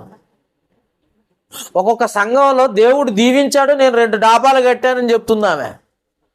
అసలు ఇల్లే లేని పరిస్థితిలో చెట్టు కింద బ్రతుకుతూ ఒక చిన్న గుడారం వేసుకొని బ్రతుకుతూ ఒకసారి నన్ను పిలిచి ప్రార్థన చేయించుకున్నారు. ఇదే పాల్వంచలో ఒక చిన్న గుడారం అండి, చిన్న గుడారం వేసుకున్నారు. వాళ్ళు ఊరూరు తిరుగుతారట బ్రతకటం కోసం. ఊరూరు తిరుగుతారట, ఎప్పుడుకో వాళ్ళ ఇంటికి వెళ్ళిపోతారట. ఆ చిన్న గుడారం వేసుకొని ప్రార్థన చేయించుకున్నారు. అంత గొప్ప విశ్వాసులు ఉన్నారు. వాళ్ళని సంపాదించుకోవాలన్న ఆశ కాదు, దేవుని కోసం ఎలా బ్రతకాలన్న ఆశ ఉంది. ఈరోజు సేవకుల్లో ఏం ఆశ ఉంది? సేవకుల్లో ఏం ఆశ ఉంది? డబ్బాశ. ప్రతి వాడు సంచి తగిలించుకొని సేవకుడే. రిటైర్మెంట్ అయిన, ఉద్యోగం చేసి రిటైర్డ్ అయిన ప్రతి వాడు పాస్టర్ అయిపోయాడు ఇప్పుడు. నేను పాస్టర్ అని ప్రతి వాడు సంచి తగిలించుకొని వచ్చేవాడే, బ్యాగు పట్టుకొని వచ్చేవాడే. అండి, ఇప్పటిదాకా ఏం చేసావు? ఉద్యోగం చేసావు. ఉద్యోగానికి పనికిరావని నువ్వు తీసేస్తే బైబిల్ పట్టుకొని పాస్టర్ అయ్యావా? తండ్రిని ఇంప్రెస్ చేయాలి అంటే ఏం సంపాదించాలి? ఈ లోకాన్ని కాదు, తండ్రిని సంపాదించాలి, పరలోకాన్ని సంపాదించాలి. సంపాదించాలంటే ఎంత కష్టమో. దానికోసం అయితే ప్రాణాలు త్యాగం చేసిన వాళ్ళు ఉన్నారు పరలోకం కోసం. ప్రాణాలు ఇవ్వటానికి నీ ఇష్టమైతే నా ప్రాణం పెడతాను అన్నాడు యేసు ప్రభు. పెట్టిన వాళ్ళు ఉన్నారు. అంత గొప్పగా బ్రతికిన యోబు నాడు నా సేవకుని జ్ఞాపకం చేసుకోని ఎందుకంటున్నాడు ఏ తండ్రి అయిన దేవుడు? నా ఇష్టానుసారుడైన నా ఇష్టాన్ని మన ఇష్టాన్ని జరిగించి దేవుని ఇష్ట ప్రకారమే చేశాం. ఈ పెళ్లి దేవుని ఇష్ట ప్రకారమే చేశామండి. మొగుడు పిల్లాలు గొడవ పెట్టుకొని సఖ్యత లేక విడిపోయారండి. దేవుని ఇష్టమా నీ ఇష్టమా? కట్నం డబ్బులు తక్కువ తీసుకుంటున్నారని పెళ్లి చేసి, వింటున్నారా? కట్నం డబ్బులు తక్కువగా తీసుకుంటున్నారని పెళ్లి చేసి చివరికి వాడు మంచోడు కాక వాడు త్రాగుబోతోడై గొడవ పెట్టుకొని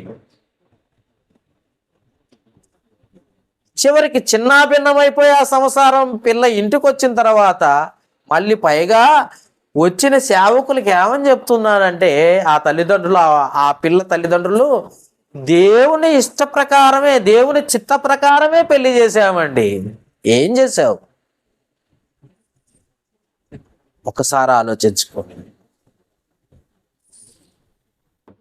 దేవుని చిత్తాన్ని వెతకని పరిస్థితి, దేవుని ఇష్టాన్ని జరిగించని పరిస్థితిలో ఉన్నారు చాలా మంది.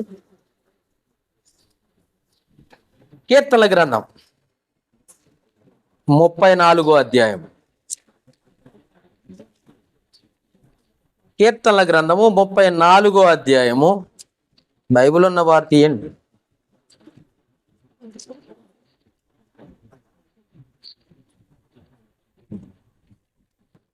34 అధ్యాయం 16 వచనం. దుష్క్రియలు చేయు వారి జ్ఞాపకమును భూమి మీద నుండి కొట్టివేయుటకై యెహోవా సన్నిధి వారికి విరోధముగా ఉన్నది. టిక్కు పెట్టుకోండి. భూమి మీద ఏం చేస్తున్నారట వీళ్ళు? దుష్క్రియలు చేసేవారు ఎక్కువైపోయారు కదా. దుష్క్రియలు చేయు వారి జ్ఞాపకమును భూమి మీద కొట్టివేయుటకై యెహోవా సన్నిధిలో వారికి విరోధంగా ఉంది పరిస్థితి.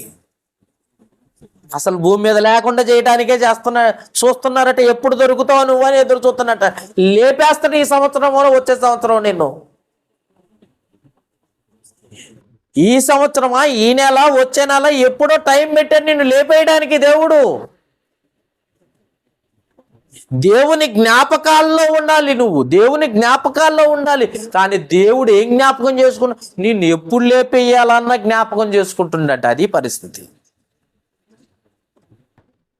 ఎందుకంటే దేవుని ఉద్దేశాలు జరిగించట్లేదు. నువ్వు పరలోకాన్ని పోగొట్టుకునే పరిస్థితులు ఎక్కువ తెచ్చుకుంటున్నావు.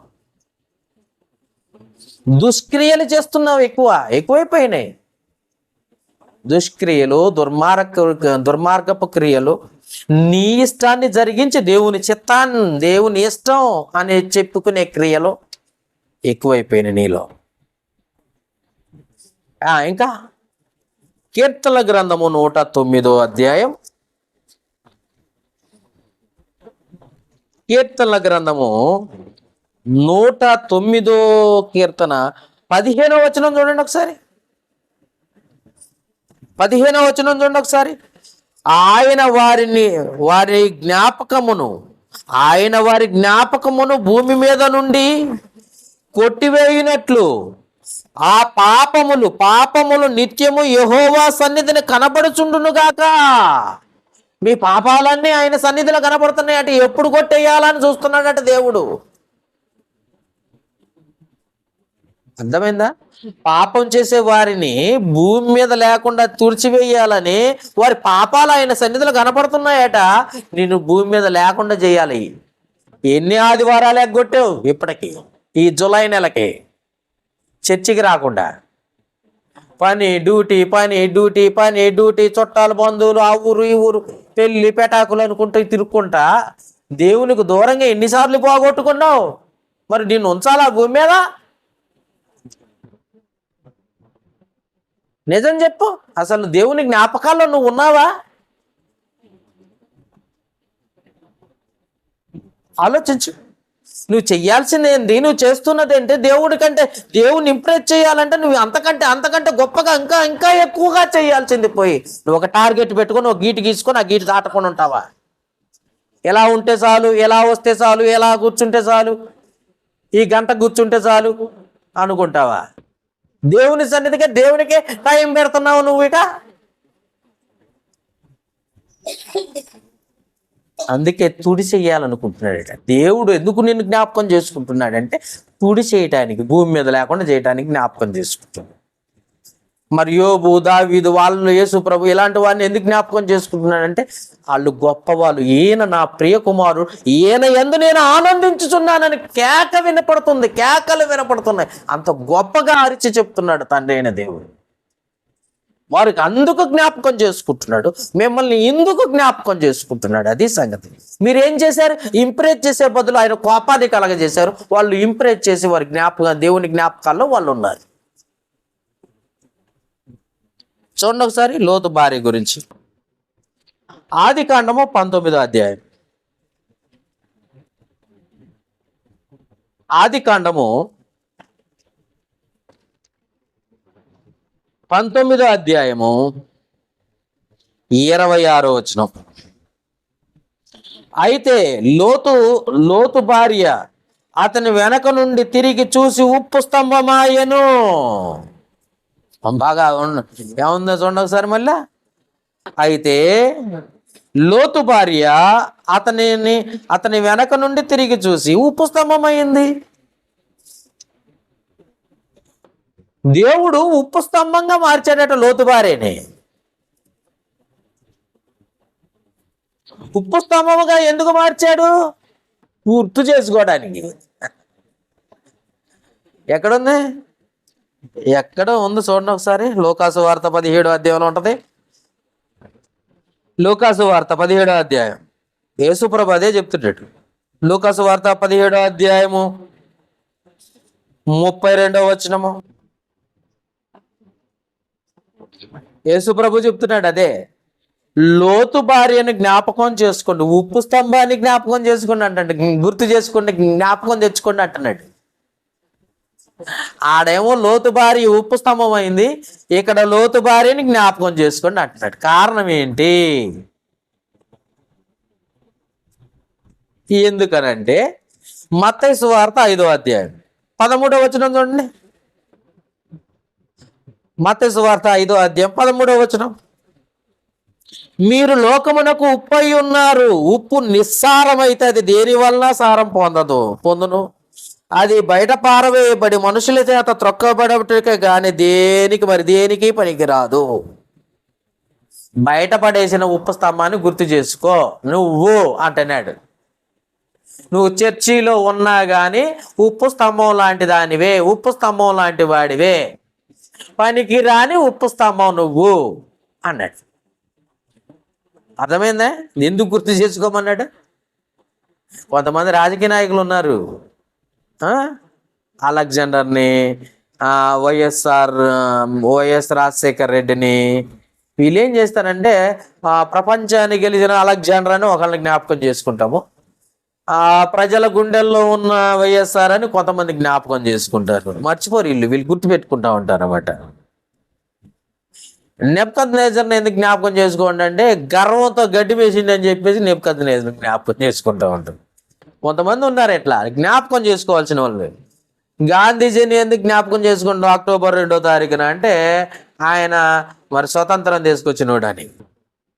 అవునా? ఆగస్టు 15 పలానా దానికని స్వతంత్రం ఉందని ఇట్లా జ్ఞాపకం చేసుకుంటాను ఒక్కొక్క రోజుని. అలాగనే ఉప్పు స్తంభమైన లోతు భార్యని కూడా జ్ఞాపకం చేసుకుంది. నిస్సారమైపోయింది, అది దేనికి ఉపయోగపడని ఉప్పు స్తంభం అయిపోయింది లోతు భార్య. నువ్వు కూడా సంఘంలో ఉండి దేనికి ఉపయోగపడని నిస్సారమైన ఉప్పు స్తంభంగా మారిపోయావు. అందుకే నిన్ను జ్ఞాపకం చేసుకో. అర్థమైందా?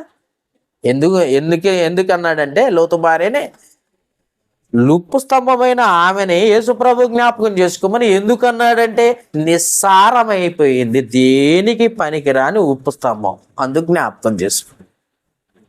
దేవునికి ఉపయోగపడినది దేనికి ఉపయోగపడదు, అందుకే నిస్సారమైనది జ్ఞాపకం చేసుకోమని. నువ్వు కూడా అలాగే ఉన్నావేమో. లూకాసు వార్త 6వ అధ్యాయం 26వ వచనం చూడండి ఒకసారి. లూకాసు వార్త 6వ అధ్యాయము 26వ వచనం. మనుషుల చేత పొగడబడుతున్నారని చూడండి ఒకసారి. అందుకే ఇది కూడా చదువుకోండి ఒకసారి. లూకాసు వార్త 6వ అధ్యాయం 26వ వచనం. మనుషులందరూ మిమ్మల్ని కొనియాడినప్పుడు మీకు శ్రమ అన్నాడు. మనుషులంతా నువ్వు గొప్ప, అబ్బా సూపర్, నువ్వు హీరోలాగా ఉన్నావు, హీరోయిన్ లాగా ఉన్నావు. అర్థమైందా? నువ్వు గొప్పగా చదివావు, నువ్వు ఫస్ట్ క్లాస్ వచ్చావు, ర్యాంక్ వచ్చావు, అగో పేపర్ మీద ఫ్లెక్సీ మీద నువ్వే ఉన్నావు అని పొగుడుతున్నారే, అలాంటి వాళ్ళకి శ్రమ. నువ్వు గొప్ప ధనవంతుడివి అని పొగుడుతున్నారే, అలాంటి వాళ్ళకి శ్రమ. నువ్వు గొప్ప జ్ఞానవంతుడు ఈ లోకంలో అని ఎవరైనా పొగుడుతున్నారా, అలాంటి వారికి శ్రమ. ఎందుకంటే మనుషుల మెప్పు కోసం కాదు నువ్వు ఉన్నది, మనుషుల జ్ఞాపకాల్లో ఉండటం కోసం కాదు, దేవుని జ్ఞాపకాల్లో ఉండటం కోసం నిన్ను. అందుకే నువ్వు పరలోకాన్ని పోగొట్టుకోవడానికి రెడీగా ఉన్నావు అనమాట. అందుకే ఏమంటున్నాడు 26వ వచనం. మనుషులందరూ మిమ్మల్ని కొనియాడినప్పుడు మీకు శ్రమ. వారి పితరులు అబద్ధ ప్రవక్తలకు అదే విధంగా చేసిరి. పితరుల కాలంలో కూడా ప్రవక్తలు అలాగే చేశారట, అలాగనే అయిపోయారు వాళ్ళు. మీరు కూడా అంతే. మనుషులు మెచ్చుకుంటే ఏమంటది, అబ్బా సూపర్ అనగానే అబ్బా ఉప్పొంగిపోతా ఉంటారు. దేవుడు మెచ్చుకున్నా మెచ్చుకోకపోయినా మనకు సంబంధం లేదు. ఆ? దేవుని జ్ఞాపకాల్లో ఉన్నా ఉండకపోయినా మనకు సంబంధం లేదు. కీర్తనల గ్రంథం 17వ అధ్యాయం, కీర్తనల గ్రంథము 17వ అధ్యాయము 14వ వచనం చూద్దాం ఒకసారి. 17వ అధ్యాయము 14వ వచనము జాగ్రత్తగా చూడండి. లోకుల చేతిలో నుండి ఈ జీవిత కాలములోనే తమ పాలు పొందిన ఈ లోకుల చేతిలో నుండి నీ హస్తబలము చేత నన్ను రక్షింపుము అన్నాడు. ఏంటిది? లోకుల చేతిలో నుండి నేను వెన్నుపోటు పొడుచుకున్నాను, వెన్నుపోటు పొడవబడ్డాను, కట్టప్ప నన్ను పొడిచిండు, కట్టప్ప లాంటి మనుషులు నన్ను వెన్నుపోటు పొడిచారు, ఈ లోకులు నన్ను వెన్నుపోటు పొడిచారు. బాగా గుర్తుపెట్టుకోండి. మంచిగానే ఉండి భార్య పడుతుంది. ఇప్పుడు వార్తల్లో చూడండి, భర్తల భార్యల్లో పడుతున్నారు, భార్య భర్తల్లో పడుతున్నారు. వెన్నుపోటు. తండ్రిని కొడుకు చంపుతున్నాడు, కొడుకుని తండ్రి చంపుతున్నాడు. వెన్నుపోటు. ఇదే ఎడాడుంది ప్రేమ, అంతా నటనలే. తల్లిదండ్రులను కొడుకులు చంపుతున్నారు, కొడుకుని తల్లిదండ్రులు చంపుతున్నాడు. నాకు కడపలో తండ్రి వేసేసాడు కొడుకుని, చెప్పిన మాట ఎంటలేదని. అర్థమైంది? అంతా నటన. అందుకే లోకుల చేతుల్లో నుండి నన్ను రక్షించుము. వాళ్ళు వెన్నుపోటు పొడిచి ప్రక్కనే ఉన్నారు, నన్ను పొడుస్తున్నారు, పొగుడుతున్నారు. బాగా చూడండి, వాళ్ళు ఏం చేస్తున్నారంట? పొడుస్తున్నారు, పొగుడుతున్నారు. వెన్నుపోటు. అందుకే మనుషుల పొగడతల్లో పడిపోకు, ఎందుకంటే పరలోకం పోగొట్టుకుంటావు. పరలోకాన్ని పోగొట్టుకోవడానికి మనుషులు పొగిడితే అయిపోయినట్టే నువ్వు. హెబ్రీయులకు రాసిన పత్రిక 6వ అధ్యాయం 10వ వచనం. హెబ్రీయులకు రాసిన పత్రిక 6వ అధ్యాయం 10వ వచనం. 6వ అధ్యాయము 10వ వచనం. మీరు చేసిన కార్యమును మీరు పరిశుద్ధులకు ఉపచారము చేసి ఇంకను ఉపచారము చేయుచుండట చేత తన నామమును బట్టి చూపిన ప్రేమను మరుచుటకు దేవుడు అన్యాయస్తుడు కాదు. నువ్వు ప్రేమ దేవుని కోసం, సంఘం కోసం. అర్థమైందా? దేవుని కోసం, సంఘం కోసం. సంఘం అంటే పరిశుద్ధులే. పరిశుద్ధుల కోసం నువ్వు ఎంత ఖర్చు పెడతావో నిన్ను మర్చిపోవటానికి దేవుడు అన్యాయస్తుడు కాదు. నువ్వు దేవుని పనికి ఎంత ఇస్తావో నిన్ను మర్చిపోవటానికి దేవుడు అన్యాయస్తుడు కాదు. మనుషులు మర్చిపోతారేమో, కానీ దేవుడు మర్చిపోవటానికి అన్యాయస్తుడు కాదు. నిన్ను విడిచిపెట్టడానికి, నిన్ను మర్చిపోవటానికి నువ్వు ఎంత ఖర్చు పెట్టినా, ఎంత గొప్ప పనిని జరిగిస్తే దేవుడు మర్చిపోవటానికి అన్యాయస్తుడు కాదు. అందుకే దేవుని జ్ఞాపకాల్లో ఉండాలంటే చూడండి, మత్తయి సువార్త 26వ అధ్యాయం 12-13 వచనాలు. మత్తయి సువార్త 26వ అధ్యాయము 26వ అధ్యాయము 12-13 వచనాలు. మత్తయి సువార్త 26వ అధ్యాయము 12-13 వచనాలు. ఈమె ఈ అత్తరు నా శరీరం మీద పోసి నా భూస్థాపన నిమిత్తము దీనిని చేసెను. సర్వలోకమందు ఈ సువార్త ఎక్కడ ప్రకటింపబడునో అక్కడ ఈమె చేసినది ఈమె చూడండి, ఆమె అత్తరు పోసినందుకే ఆమెను జ్ఞాపకం చేసుకోమంటున్నాడు. ఈమె జ్ఞాపకార్థంగా ప్రశంసింపబడునని మీతో నిశ్చయముగా చెప్పుచున్నానని వారితో నేను. అత్తరు అద్దిందంట యేసుప్రభుకి, తల మీద అత్తరు పోసిందంట. విలువైన అత్తరు పోసినందుకే జ్ఞాపకం చేసుకోవాలి. ఏమని ఎక్కడ సువార్త ప్రకటిస్తే, ఎవరు సువార్త ప్రకటిస్తే భూమి ఉన్నంత వరకు సువార్త ప్రకటించే వాళ్ళ ప్రతి వారి నోటిలో ఇదిగో విలువైన అత్తరు పోసింది ఆమె గొప్పది అని గొప్పగా చెప్పుకోవాలని ఆమెను జ్ఞాపకం చేసుకున్నాడట దేవుడు. చూసారా? మన జ్ఞాపకం చేసుకుంటున్న ఆ పరిస్థితి. అందుకే ఏమంటే అపోస్తల కార్యముల గ్రంథం 10వ అధ్యాయం, కొంతమంది చూపిస్తున్నాను చూడండి కొంచెం. అపోస్తల కార్యముల గ్రంథము 10వ అధ్యాయము 1, 2, 3 వచనాలు చూద్దాం ఒకసారి. కొర్నేలి గారి గురించి. ఇటలీ పటాలం అనబడిన పటాలములు శతాధిపతి అయిన కొర్నేలి అను భక్తి పరుడు ఒకడు కైసరులో ఉండెను. అతడు తన ఇంటి వారితో కూడా దేవుని యందు భయభక్తులు గలవాడై ఉండి ప్రజలకు బహుధర్మము చేయుచు ఎల్లప్పుడు దేవుని ప్రార్థన చేయువాడు. ఎల్లప్పుడు దేవునికి ప్రార్థన చేయువాడు. 3వ వచనం, పగలు ఇంచుమించు 3 గంటల వేళ దేవుని దూత అతని దగ్గరకు వచ్చి కొర్నేలి అని పిలుచుట దర్శనమందు తేటగా అతనికి కనపడెను. అతడు దూత వైపు తేరి చూసి భయపడి, ప్రభువా ఏమని అడిగను. అందుకు దూత, నీ ప్రార్థనలను నీ ధర్మ కార్యములను దేవుని సన్నిధికి జ్ఞాపకార్థముగా చేరినవి. అది సంగతి. దేవుడు జ్ఞాపకం చేసుకున్నాడు నువ్వు చేసిన మంచి పని, నువ్వు చేసిన మంచి కార్యక్రమాలు దేవుని జ్ఞాపకం చేసుకుంటావు. ఆయన అన్యాయస్తుడు కాదు. నువ్వు పరిశుద్ధుల కొరకు చేస్తున్న ప్రతి పని, ప్రతి రూపాయి ఆయన దగ్గర లెక్క రాసి ఉంటుంది. అలా అని విలువ తక్కువగా ఇచ్చేవు. ఆయన విలువైన వాడు.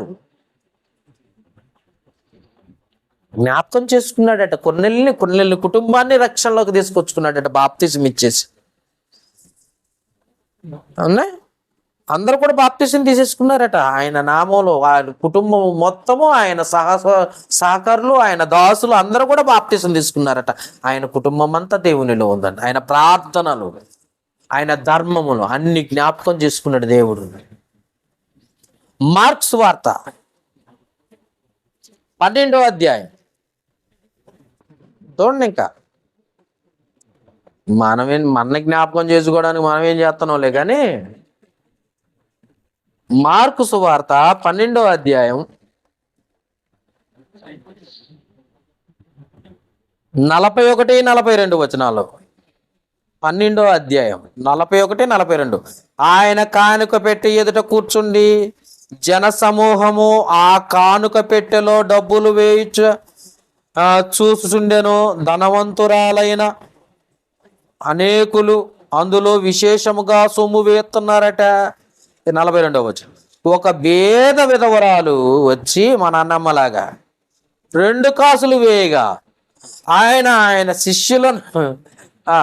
ఆయన శిష్యులను ఏమన్నాడట, పిలిచి కానుక పెట్టెలో డబ్బులు వేసిన వారందరికంటే ఈ భేద విధవరాలు ఎక్కువ వేసినని వారితో మీతో నిశ్చయముగా చెప్పుచున్నాను అని అన్నాడు.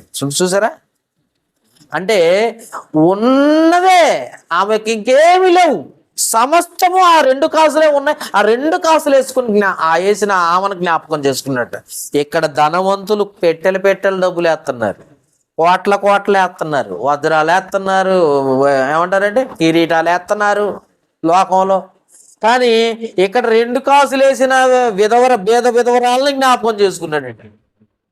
పైగా శిష్యుల్ని పిలిచి ఇదిగో ఏమో చూడండి, ఏమే గొప్పది వాళ్ళందరికంటే అని చెప్తున్నాడండి. పిలిచి చెప్పే అంత గొప్ప జ్ఞాపకం పిలిచి చెప్పే అంత జ్ఞాపకం చేసుకుంటున్నాడట యేసు ప్రభు. అర్థమైందా? అంటే ఎంత గొప్పగా వాళ్ళు కార్యక్రమాలు చేశారంటే పరలోకం కోసం, పరలోకం పోగొట్టుకోవటానికి కాదు, పరలోకాన్ని సంపాదించుకోవటం కోసం, పొగడ్తల కోసం కాదు. ఇగో వీళ్ళు కాకులు అంటే వాళ్ళు పొగుడుతున్నారు, ఎన్ని పొడుపడుతారు వీళ్ళ నుండి నన్ను రక్షించు ప్రభువా అని ప్రార్థన చేశాడు. మనం ఇందాక చూసాం దావీదు గారు. మనుషుల పొగడ్తలు కాదు, దేవుని పొగడ్తలు కావాలా, దేవుని మెచ్చుకునేటట్టుగా ఉండాలా. అప్పుడు కదా పరలోకం. మనం మెచ్చుకోవాలంటే ఒక పని చేయాలా. మార్క్స్ వార్త 16వ అధ్యాయం 15వ వచనం, మీరు సర్వలోకమునకు వెళ్ళి సర్వ సృష్టికి సువార్త ప్రకటించండి. నమ్మి బాప్తిసం పొందిన వాడు రక్షింపబడును, నమ్మని వాడికి శిక్ష విధింపబడును. మనం కూడా సువార్త ప్రకటిస్తే దేవుడు సంతోషిస్తాడు. మనం కూడా సువార్త పనిలో సహకారిగా ఉంటే దేవుడు సంతోషిస్తాడు. మనం కూడా సువార్త పని చేసే వారికి కావలసిన ద్రవ్యాన్ని, డబ్బుని సహాయంగా ఇస్తే దేవుడు ఆ పనిలో నిన్ను కూడా సహకారిగా ఉంచి ఉన్నావని సంతోషిస్తాడు, నిన్ను జ్ఞాపకం చేసుకుంటాడు. అంతేగాని మనుషుల మెప్పుల కోసం కాదు మనం ఉన్నది. అందుకే పరలోకాన్ని సంపాదించుకోవడానికి ఎన్ని కారణాలు ఉన్నాయో పోగొట్టుకోవడానికి అంతకంటే ఎక్కువ కారణాలు ఉన్నాయి. కాబట్టి మనము దేవుణ్ణి తెలుసుకోవటం ఎంత అవసరమో సాతానుని గురించి తెలుసుకోవటం కూడా అంతకంటే ముఖ్యమైన అవసరం. దేవునికి దగ్గరగా చేరాలనుకుంటున్నావా? అయితే లోకంలో ఉన్న వాళ్ళందరూ నీ స్నేహితులు, బంధువులు, మిత్రులు అందరూ దూరం అయిపోతా ఉంటారు. మనుషులకి నువ్వు దగ్గరగా ఉండాలనుకుంటున్నావా? దేవుడు నీకు దూరం అయిపోతా ఉంటాడు. ఎవరు కావాలా? మనుషుల మెప్పు కావాలా? పరలోకం కావాలా? ఏం కావాలి? పరలోకం సంపాదించుకోవాలంటే ఎంత కష్టమో ఆలోచించు. దేవుని గురించి ఆలోచనలో ఉండు. పరలోకం పోగొట్టుకోవటానికి కారణం మన అంశం. పరలోకం పోగొట్టుకోవటానికి కారణం మన అంశం. చాలా కారణాలు ఉన్నాయి. మనం దేవుని బిడ్డలమే అదృష్టవంతులం అనుకుంటున్నాం, కానీ ఉప్పు స్తంభం అయిపోతున్నామేమో సంఘంలో ఉండి. గుర్తుపెట్టుకో, సంఘంలో ఉండి ఉప్పు స్తంభం అయిపోతున్నామేమో, దేనికి పనికి రాకుండా ఉన్నామేమో. ఎక్కడేసిన గొంగడి అక్కడే అన్నట్టు వస్తున్నావు పోతున్నావు, అంతే. కూర్చుంటున్నావు, ప్రార్థనలో కూర్చుంటున్నావు, ప్రార్థన అయిపోయిన తర్వాత దులుపుకొని వెళ్ళిపోతున్నావు, అంతే. ఎందుకు? నువ్వు ఉప్పు స్తంభమే బెటర్ దెన్. నిస్సారం అయిపోయింది, దేనికి పనికి రాదు. మీరు లోకమునకు ఉప్పై ఉండాలి, రుచికరంగా ఉండాలి. అది దేవుడు కోరుకుంటాడు, ఉప్పు స్తంభంగా ఉండటానికి కాదు. అందుకే దేవుని జ్ఞాపకాల్లో మనం ఉండాలంటే, దేవుడు మన మెచ్చుకోవాలంటే, పరలోకం సంపాదించుకోవాలంటే గొప్ప కార్యాలు చేసి దేవుణ్ణి సంతోషపెట్టేవారిగా ఉండాలి. అలా ఉంటేనే పరలోకం. అలా లేకపోతే పోగొట్టుకోవటం పరలోకాన్ని, అంతే. ఇది తెలుసుకున్న నువ్వు ఇకనైనా మారతావో, మారు మనసు పొందుతావో, లేకపోతే ఇది చాలే అనుకొని పోయి నరకంలో ఉంటావో నీ ఇష్టం, నీ చేతుల్లో పని. కాబట్టి జ్ఞాపకం చేసుకో. ప్రార్థన చేసుకుందాం. ప్రేమ కలిగిన తండ్రి, కృప కలిగిన దేవ, మహోన్నతుడా, మీకే స్తుతులు స్తోత్రాలు చెల్లిస్తున్నాం. ఇప్పటి వరకు మీరు మాతో మాట్లాడిన విధానమును బట్టి కృతజ్ఞతాస్తుతులు చెల్లిస్తున్నాం. విన్న ప్రతి మాట నా తండ్రి పరలోక సంబంధమైంది కనుక విని విడిచిపెట్టే వారిగా ఉండక, ప్రతి మాట కూడా హెచ్చరింపబడి గద్దించి సరిచేయాల్సిన దేవుని మాటలు కనుక అవి హృదయాల్లో భద్రపరుచుకొని 30 60 100 ఫలించినట్లుగా సహాయం చేయండి. మరొకసారి వారి గృహాలకు వెళ్ళి నెమరు వేసుకునే జ్ఞానమును, వివేచన కలగచేయమని. ఇటు మాటలు మీరు మాతో మాట్లాడి మమ్మల్ని బలపరిచినందుకు మీకు కృతజ్ఞతాస్తుతులు చెల్లిస్తున్నాం. ఈ మానవులు మా ప్రభువును రక్షకుడైన క్రీస్తు యేసు నామమున అడిగి వేడుకొనుచున్నాము మా పరమ తండ్రి. ఆమేన్.